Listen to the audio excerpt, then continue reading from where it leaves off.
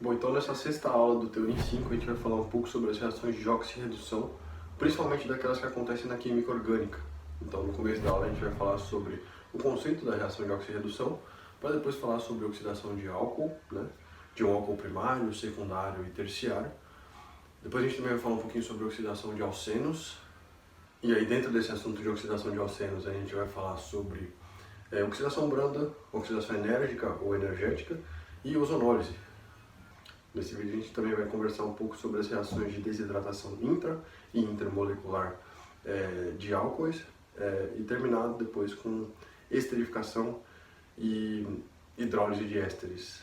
Lembrando que hidrólise de éster pode acontecer em meio ácido ou em meio básico, a gente vai falar aqui das duas. Então fique com a gente até o final. Se você ainda não é inscrito no canal, se inscreve aqui, deixa o seu curtir.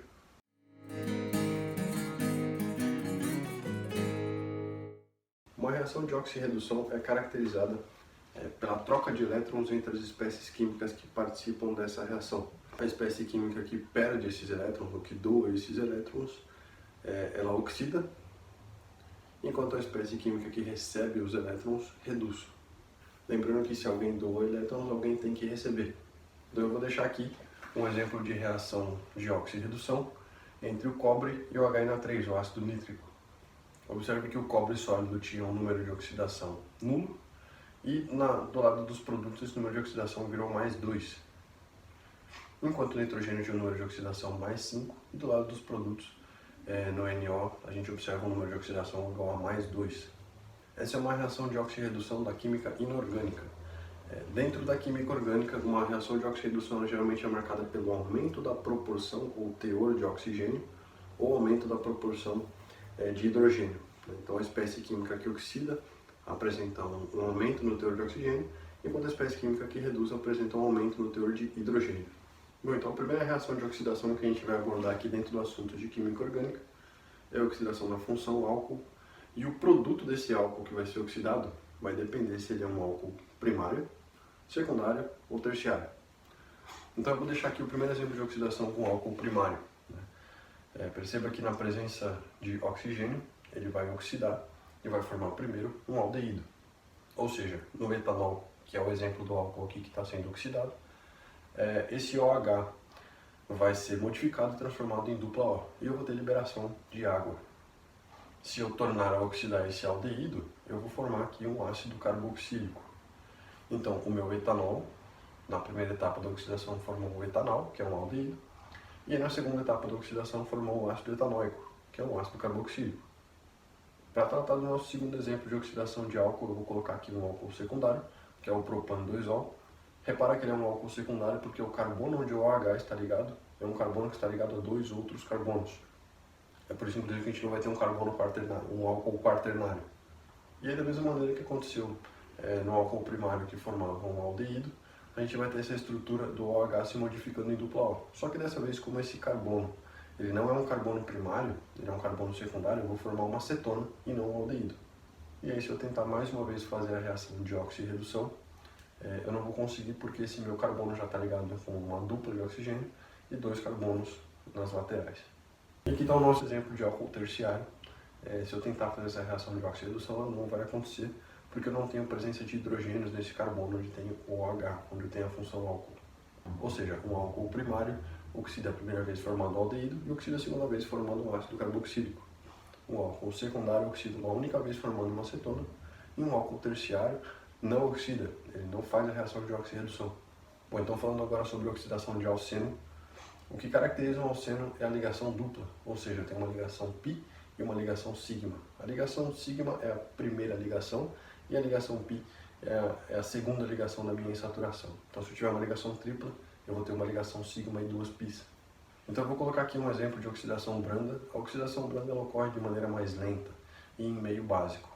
O catalisador utilizado nessa reação é o permanganato de potássio, KMnO4. E o que caracteriza a reação de oxidação branda é a formação de um diálcool, ou seja, essa minha ligação dupla vai ser quebrada e em cada um desses dois carbonos eu vou conseguir ligar uma estrutura de OH. Já a oxidação enérgica ela ocorre de maneira mais rápida e também tem como catalisador o KMnO4. Só que ela costuma acontecer em meio ácido, ao contrário da oxidação branda que ocorre em meio básico. Observe que na oxidação branda eu não quebro a dupla ligação, eu quebro só a ligação π, eu quebro só a segunda ligação.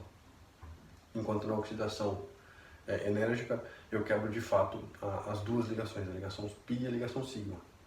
E aí eu vou colocar uma dupla O em cada um desses carbonos. Observe que se esse carbono for um carbono terciário, eu vou formar uma cetona. Se ele for um carbono secundário, eu vou formar o ácido carboxílico. E se ele for um carbono primário, eu vou formar o ácido carbônico, que vai se decompor em H2O mais CO2. Já a ozonólise, que é o terceiro tipo de oxidação que a gente estuda em alcenos, ela acontece obviamente com ozônio. E o catalisador dela é o zinco. O zinco ele tem uma função aí de impedir que os aldeídos formados se tornem ácidos carboxílicos. Então eu vou colocar aqui um exemplo de ozonólise. Repare então que essa ligação dupla ela também vai ser quebrada, ou seja, a ligação π e a ligação sigma são cortadas, para que eu consiga fazer uma dupla ligação com oxigênio em cada um desses carbonos que participava dessa ligação dupla. Uma característica dessa reação de ozonólise é a formação de peróxido de hidrogênio, ou seja, H2O2. Bom, falando agora sobre desidratação de álcool, eu tenho duas maneiras de fazer essa desidratação. Eu posso tirar uma molécula de água de uma molécula de álcool, ou eu posso tirar uma molécula de água de duas ou mais moléculas de álcool. Então, na desidratação intramolecular, eu vou ter que tirar um H e um OH para formar a minha água dentro da mesma molécula. Ou seja, vou deixar aqui um exemplo. Repara que esse H e OH eles são removidos formando água, e eu coloco ali uma ligação dupla para suprir a quantidade de ligações que esse carbono vai precisar fazer. Já na desidratação intermolecular, eu tiro um OH de uma molécula e um hidrogênio da outra para formar a minha água e formo éter.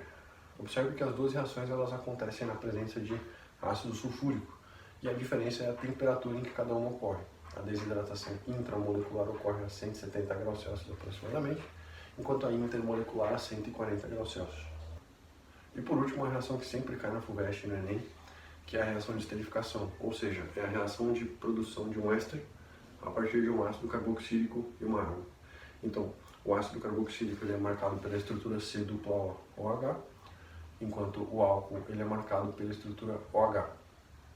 E aí, quando eu tenho a reação de esterificação, eu vou tirar um OH e um hidrogênio para formar a minha água e vou acabar formando ali um éster, né? Por isso, reação de esterificação.